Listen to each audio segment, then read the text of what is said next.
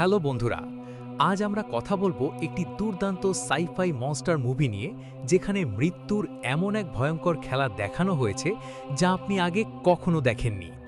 গল্পের শুরু হয় একটি ঘন ও দুর্গম জঙ্গল থেকে, যেখানে সৈন্যদের একটি দল কিছু স্থানীয় আদিবাসীর সাহায্যে একটি হ্রদের ওপর নৌকায় করে যাত্রা করছিল। কিন্তু তারা কিছু বুঝে ওঠার আগেই অসংখ্য সাপ তাদের দিকে এগিয়ে আসতে শুরু করে।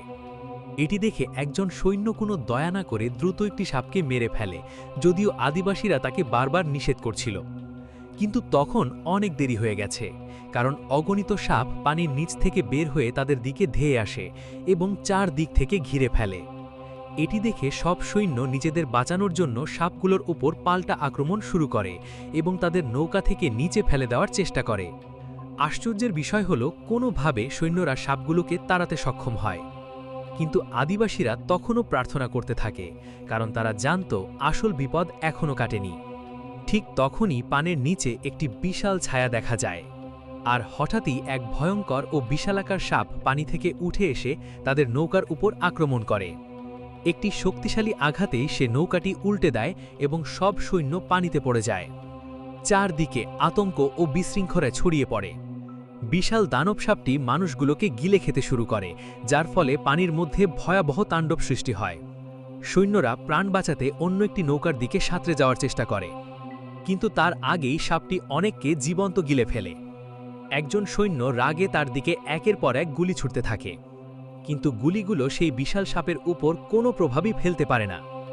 অবশেষে আর কোনো উপায় না দেখে বেঁচে থাকা সৈন্যরা নৌকা নিয়ে তীরে পালিয়ে যায়, আর সেই বিশাল দানব সাপটি পেছনে পড়ে থাকা মানুষদের নির্মমভাবে শিকার করতে থাকে।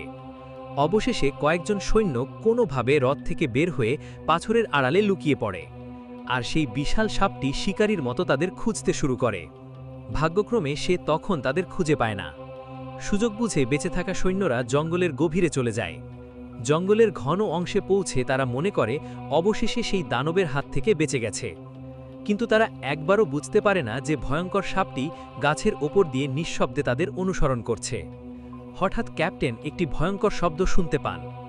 ভয়ে সবাই উল্টো দিকে দৌড়াতে শুরু করে এবং একটি খোলা জায়গায় পৌঁছে আত্মরক্ষার প্রস্তুতি নেয়। এরই মধ্যে একজন মানুষ অনুভব করে তার মুখের ওপর কোনো আঠালো তরল পড়ছে। পরের মুহূর্তেই বিশাল সাপটি ওপর থেকে ঝাঁপিয়ে পড়ে এবং সেই আদিবাসীকে এক নিমিষে গিলে ফেলে। সৈন্যরা সঙ্গে সঙ্গে সেই দানব প্রাণীটির দিকে গুলি চালাতে শুরু করে, কিন্তু তাদের কোনো আক্রমণই দানবটির কোনো ক্ষতি করতে পারে না। ভয়ঙ্কর সাপটি হঠাৎ সবার সামনে এসে দাঁড়ায় এবং প্রচণ্ড রাগে তাদের উপর ঝাঁপিয়ে পড়ে। তখন একজন সৈন্য সিদ্ধান্ত নেয় দানবটির মনোযোগ অন্যদিকে সরিয়ে নিয়ে যাবে। ক্যাপ্টেনও সঙ্গে সঙ্গে তার পেছনে ছুটে যায়। এদিকে সৈন্যরা পাহাড়ের ঢাল বেয়ে দ্রুত নিচের দিকে দৌড়াচ্ছিল, আর বিশাল সাপটি তার সর্বশক্তি দিয়ে তাদের তাড়া করছিল। ভাগ্যক্রমে লেফটেন্যান্ট সেই বিশাল সাপটিকে গাছের মোটা কাণ্ডের মাঝে আটকে ফেলতে সক্ষম হয়। কিছু সময়ের জন্য সাপটি অচল হয়ে পড়ে। সুযোগ বুঝে সৈন্যরা সরাসরি তার মুখ লক্ষ্য করে গুলি চালাতে শুরু করে। ক্যাপ্টেনও সেখানে পৌঁছে একটি গ্রেনেড ছুঁড়ে মারেন, কিন্তু সাপের লেজের প্রচণ্ড আঘাতে তিনি দূরে ছিটকে পড়েন এবং গ্রেনেডে একটি বিশাল বিস্ফোরণ ঘটে। এই ঘটনার ২৫ বছর পর জানা যায় যে লেফটেন্যান্ট সেই দুর্ঘটনা থেকে বেঁচে গিয়েছিল। এদিকে দুই সাংবাদিক সু এবং তার প্রেমিকা অ্যামি গোপনে তার ক্যাম্পে পৌঁছে যায়। তারা সেই সৈন্যের কাছে যেতেই লেফটেন্যান্ট তাদের ওপর আক্রমণ করে বসে, কিন্তু ক্যাপ্টেনের নেকলেস দেখে সে হুঁশে ফিরে আসে এবং শান্ত হয়ে যায়। এখানে প্রকাশ পায় যে অ্যামি আসলে সেই ক্যাপ্টেনের মেয়ে যে বহু বছর ধরে তার বাবাকে খুঁজছিল। কিন্তু লেফটেন্যান্ট জানায় সেদিন শুধু সেও একমাত্র জীবিত বেঁচে ছিল। সে বলে যখন সেই বিশাল সাপটি তাকে মারতে যাচ্ছিল, তখন একটি ছোট্ট মেয়ে বাঁশি বাজাতে বাজাতে সেখানে উপস্থিত হয়ে যায়, আর সেই কারণেই দানবটি পিছু হটে। লেফটেন্যান্ট অজ্ঞান হয়ে যায়। যখন তার জ্ঞান ফিরে আসে, তখন সে অবাক হয়ে দেখে যে সেই ছোট্ট মেয়েটির পরিবার বিশাল দানব সাপটির সঙ্গে শান্তিপূর্ণভাবে বসবাস করছে। মেয়েটির বড় বোন লেফটেন্যান্টকে একটি মানচিত্র দেয় এবং নিরাপদে সেখান থেকে বেরিয়ে যাওয়ার পথ দেখায়। লেফটেন্যান্ট সেই একই মানচিত্র এমির হাতে তুলে দেয়, যাতে সে সেই জঙ্গলে যেতে পারে। এমি তার বন্ধু ফটোগ্রাফার ডেভিড এবং দুই ভাড়াটে দেহরক্ষী টিনি ও জিনাকে নিয়ে জঙ্গলের উদ্দেশ্যে রওনা হয়, কিন্তু গন্তব্যে পৌঁছানোর আগেই নদীর ভেতর থেকে কোনো এক অজানা জিনিস তাদের নৌকায় প্রচণ্ড ধাক্কা দেয়, ফলে নৌকাটি ভয়ঙ্করভাবে দুলতে শুরু করে। নৌকার চালক স্পষ্ট জানিয়ে দেয় যে সে আর সামনে যেতে পারবে না, তাই বাধ্য হয়ে সবাই কাঠের ভেলায় চড়ে সামনে এগোতে থাকে। সেখানে তারা পুরোপুরি প্রকৃতির ভয়ঙ্কর বিপদের সামনে অসহায় হয়ে পড়ে। খুব দ্রুতই দলটি বিপদের আভাস পায়, কারণ তারা দেখে অসংখ্য সাপ তাদের ভেলাটিকে ঘিরে ফেলেছে। কিন্তু ইউ লক্ষ্য করে যে সাপগুলো বিষধর নয়, তাই সে সবাইকে সাপগুলোর উপর আক্রমণ করতে নিষেধ করে। আশ্চর্যের বিষয় হলো সাপগুলো আক্রমণ না করে বরং তাদের জন্য পথ ছেড়ে দেয়। এভাবেই দলটি নিরাপদে স্থলে পৌঁছে যায়। তারা গ্রামের দিকে এগিয়ে যায়, কিন্তু তারা বুঝতেও পারে না যে ঝোপের আড়ালে লুকিয়ে থাকা এক রহস্যময় ব্যক্তি তাদের ওপর কড়া নজর রাখছে। জঙ্গল থেকে বের হয়ে তারা একটি রহস্যময় বাড়িতে পৌঁছায়। সেখানে ন্যান্সি এবং তার বোন স্যালি নামে দুই সুন্দরী নারী বাস করত। স্যালি তার সৌন্দর্যের মাধ্যমে দলের দুর্বল মনের পুরুষদের সহজেই মুগ্ধ করে ফেলে। ন্যান্সি তাদের স্বাগত জানায় এবং তার চাকর ব্যাংককে তাদের ভেতরে নিয়ে যেতে বলে, কিন্তু দলের সবারই কিছুটা অস্বাভাবিক মনে হয়, কারণ চাকরটির আচরণ মোটেও বন্ধুত্বপূর্ণ ছিল না। আসলে ন্যান্সির উদ্দেশ্য মোটেও ভালো ছিল না। সে গোপনে গ্রামের লোকদের এই ভ্রমণকারীদের হত্যা করার নির্দেশ দেয়, কারণ বাইরের লোকদের প্রতি তার গভীর ঘৃণা ছিল। তার বিশ্বাস তার বাবার মৃত্যুর জন্য এই বাইরের লোকেরাই দায়ী। পরদিন সকালে যখন দলটি সেই রহস্যময় সাপগুলোর খোঁজে বেরোয়, তখন তারা জানত না যে ন্যান্সি ইতিমধ্যেই তাদের জন্য মৃত্যুর ফাঁদ পেতে রেখেছে। স্যালি মনে মনে ভাবছিল পর্যটকদের হত্যা করা ভুল, কিন্তু সে তার বোনের সিদ্ধান্ত পরিবর্তন করতে ব্যর্থ হয়। কিছুক্ষণ পর দলটি জঙ্গলের গভীরে পৌঁছে দেখে অনেক মানুষ গাছের চারপাশে দাঁড়িয়ে আছে। তাদের দেখে মনে হচ্ছিল যেন তারা কোনো ভয়ঙ্কর ঘটনার অপেক্ষা করছে। সেখানে তারা একজন কৃষকের সঙ্গে দেখা করে। সে দ্রুত তাদের সেই জায়গা ছেড়ে চলে যাওয়ার সতর্কবার্তা দেয়। দলটি বুঝতে পারে তারা বড় বিপদের মধ্যে রয়েছে, তাই তারা ফিরে যাওয়ার জন্য দৌড়াতে শুরু করে। এদিকে হুট পড়া সেই রহস্যময় ব্যক্তি এখনও তাদের অনুসরণ করছিল। জঙ্গল থেকে বের হওয়ার আগেই দেহরক্ষীদের ওপর স্লিপিং ডার্ট দিয়ে হামলা করা হয়। ডার্টগুলোতে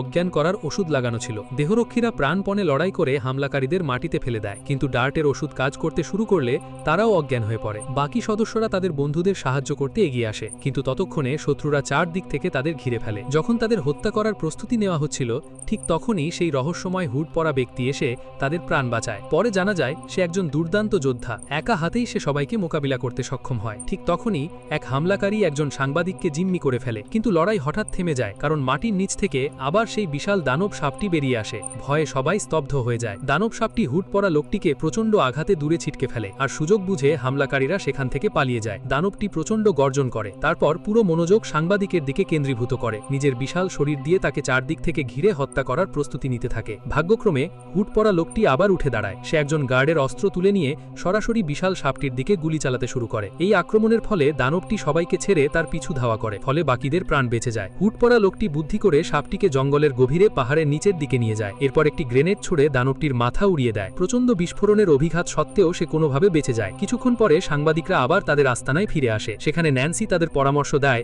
যত দ্রুত সম্ভব জায়গাটি ছেড়ে চলে যেতে, কিন্তু এমি তার বাবাকে খুঁজে না পাওয়ার আগে ফিরে যেতে স্পষ্ট অস্বীকৃতি জানায়। তারা বুঝতেই পারে না যে ন্যান্সি ইতিমধ্যেই আরেকটি ষড়যন্ত্র তৈরি করে ফেলেছে। সে তাদের দলের একমাত্র জীবিত দেহরক্ষীকে শাস্তি দেওয়ার জন্য চাকর ব্যাংককে নির্দেশ দেয়। এরপর ব্যাংক সেই লোকটিকে পাহাড় থেকে নিচে ধাক্কা দিয়ে ফেলে দেয়। লোকটির জ্ঞান ফিরলে সে দেখে সেই বিশাল দানব সাপটি তার সামনে দাঁড়িয়ে আছে। অন্যদিকে দলের ফটোগ্রাফার ডেভিড একটি নদীতে গোসল করার সিদ্ধান্ত নেয়, কিন্তু সে জানত না যে ন্যান্সিও সেখানে উপস্থিত রয়েছে। মেয়েটি যখন নিজের কাপড় খুলে পানিতে নামে, তখন ডেভিড লুকিয়ে তার ক্যামেরায় ভিডিও ধারণ করার সাহস করে। ন্যান্সি আসলে ডেভিডের উপস্থিতি সম্পর্কে আগেই জানত। সে ডেভিডকে নিজের কাছে ডেকে নেয়। একজন বোকা মানুষের মতো ডেভিড সঙ্গে সঙ্গে নিজের কাপড় খুলে নদীতে ঝাঁপ দেয়।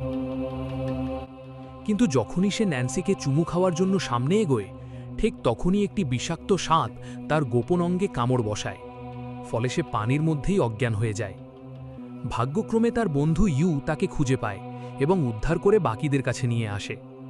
স্যালি জানায় ডেভিডকে এমন এক বিরল বিষধর সাপ কামড়েছে যার প্রতিষেধক শুধু কাছের একটি গুহায় পাওয়া যায়, কিন্তু সেই গুহা ভয়ঙ্কর সাপে ভরা। তবুও বন্ধুর জীবন বাঁচানোর জন্য সেখানে যাওয়া ছাড়া তাদের আর কোনো উপায় থাকে না। স্যালিও তাদের সাহায্য করার প্রতিশ্রুতি দেয়, কিন্তু এসবই ছিল ন্যান্সির পরিকল্পনার অংশ। সে তার চাকরকে আদেশ দেয় যেন এই ভ্রমণকারীরা কোনোভাবেই জীবিত ফিরে না আসে। দলটি জঙ্গলের ভেতর দিয়ে গুহার প্রবেশমুখে পৌঁছে যায়, কিন্তু সুড়ঙ্গের গভীরতা এবং সেখানে উড়তে থাকা বাদুড় দেখে সবাই ভয় পেয়ে যায়। এ সময় স্যালি তাদের পরিবারের আসল গল্প বলতে শুরু করে। সে জানায় ছোটবেলায় তাদের বাবা একদিন একটি বিশাল ডিম বাড়িতে নিয়ে এসেছিলেন। ন্যান্সির চোখের সামনেই সেই ডিম থেকে একটি সাপ বেরিয়ে আসে, আর সেই মুহূর্ত থেকেই ন্যান্সির সঙ্গে সাপটির এক অদ্ভুত ও গভীর সম্পর্ক গড়ে ওঠে। কিন্তু পরে যখন তাদের বাবা সেই একমাত্র জীবিত সৈনিককে সাহায্য করার সিদ্ধান্ত নেন, তখন গ্রামের লোকেরা পুরো পরিবারকে একঘরে করে দেয়। নিজেদের লোকদের সঙ্গে বিশ্বাসঘাতকতার অভিযোগে তাদের বাবাকে পিটিয়ে হত্যা করা হয়। দুই বোনকে নিজেদের চোখের সামনে বাবার মৃত্যু দেখতে হয়। এই ঘটনাই ন্যান্সির মনে বাইরের পৃথিবীর মানুষের প্রতি তীব্র ঘৃণা তৈরি করে, কারণ সে বিশ্বাস করে বাইরের লোকদের কারণেই তাদের সুখী পরিবার ধ্বংস হয়ে গেছে। দলটি গুহার ভেতরে নামতে শুরু করে, কিন্তু তারা জানত না যে ব্যাংক আগে থেকেই সেখানে লুকিয়েছিল তাদের মিশন ব্যর্থ করার জন্য।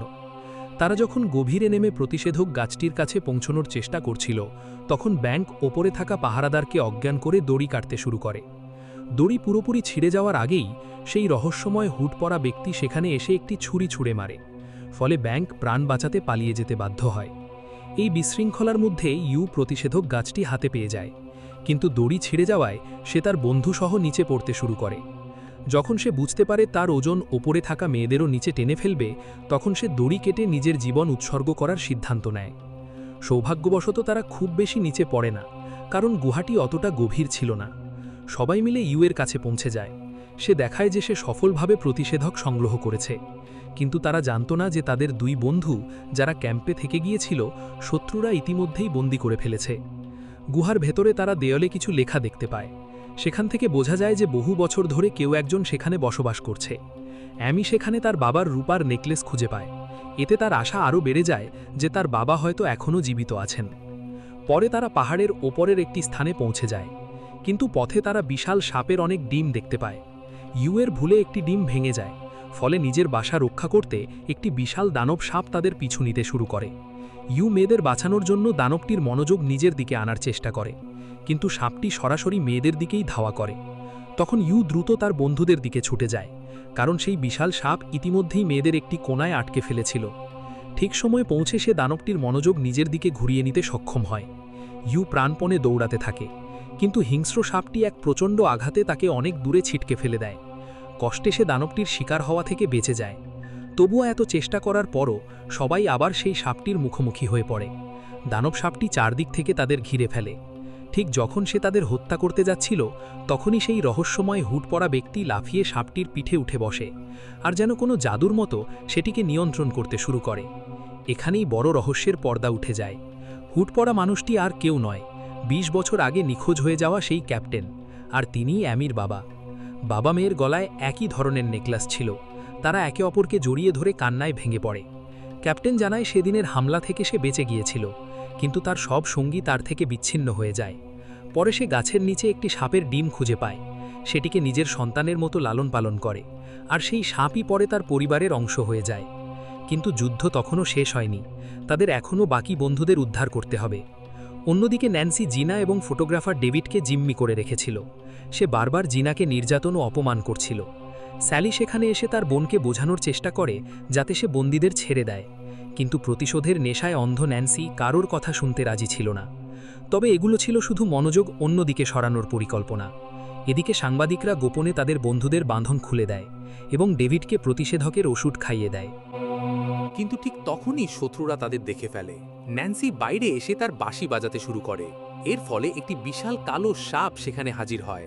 এটি দেখে সবাই অবাক হয়ে যায়, কারণ তখনই প্রকাশ পায় যে ন্যান্সি আসলে এই দানব সাপটিকে নিয়ন্ত্রণ করছিল। ক্যাপ্টেনও দ্রুত তার পোষা বাদামি সাপটিকে বন্ধুদের রক্ষা করার জন্য ডেকে আনে। মুহূর্তের মধ্যেই দুই বিশালাকার সাপের মধ্যে ভয়ঙ্কর যুদ্ধ শুরু হয়ে যায়। ক্যাপ্টেন তার সঙ্গীদের পেছনে থাকতে বলে। এদিকে ন্যান্সির চাকর ব্যাংক ক্যাপ্টেনের ওপর আক্রমণ করে, কিন্তু সে ক্যাপ্টেনের শক্তির সামনে টিকতে পারে না এবং মারাত্মকভাবে পরাজিত হয়। অন্যদিকে জিনা ন্যান্সির ওপর হামলা চালায়। সে ন্যান্সিকে পুরো মাঠ জুড়ে তাড়া করে মারতে থাকে।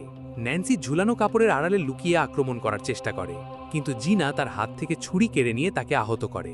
ক্যাপ্টেনও নিজের লড়াইয়ে পুরোপুরি আধিপত্য বজায় রাখছিল। সে ব্যাংককে মারাত্মকভাবে আহত করে ফেলে, কিন্তু মৃত্যুর আগে ব্যাংক একটি ছুরি ক্যাপ্টেনের শরীরে বসিয়ে দেয়। রাগে ফেটে পড়ে ক্যাপ্টেন নিজের ছুরি ছুঁড়ে ব্যাংককে হত্যা করে, তবে সেও গুরুতরভাবে আহত হয়ে যায়। অ্যামি তার বাবাকে নিজের বাহুতে জড়িয়ে ধরে, কিন্তু ক্যাপ্টেন নিজের মেয়ের সামনেই শেষ নিঃশ্বাস ত্যাগ করেন। এদিকে দুই সাপের যুদ্ধে প্রথমে বাদামি সাপটি এগিয়েছিল, কিন্তু কালো সাপটি নিজের বিশাল শক্তি দিয়ে তাকে দূরে আছাড় মারে। এরপর তার ঘাড় ভেঙে নিজের বিজয় নিশ্চিত করে। জিনা ন্যান্সিকে শেষ করে দেওয়ার জন্য এগিয়ে যায়, কিন্তু সেই বিশাল কালো সাপ তার সামনে এসে দাঁড়ায়। স্যালি নিজের বন্ধুকে বাঁচানোর জন্য সামনে আসে, কিন্তু দানবটি তাকে দেয়ালে ছুঁড়ে মারে। জিনা দ্রুত একটি গ্রেনেড বের করে সাপটির মুখের সামনে বিস্ফোরণ ঘটায়, ফলে দানব সাপটির চোখ ঝাপসা হয়ে যায়।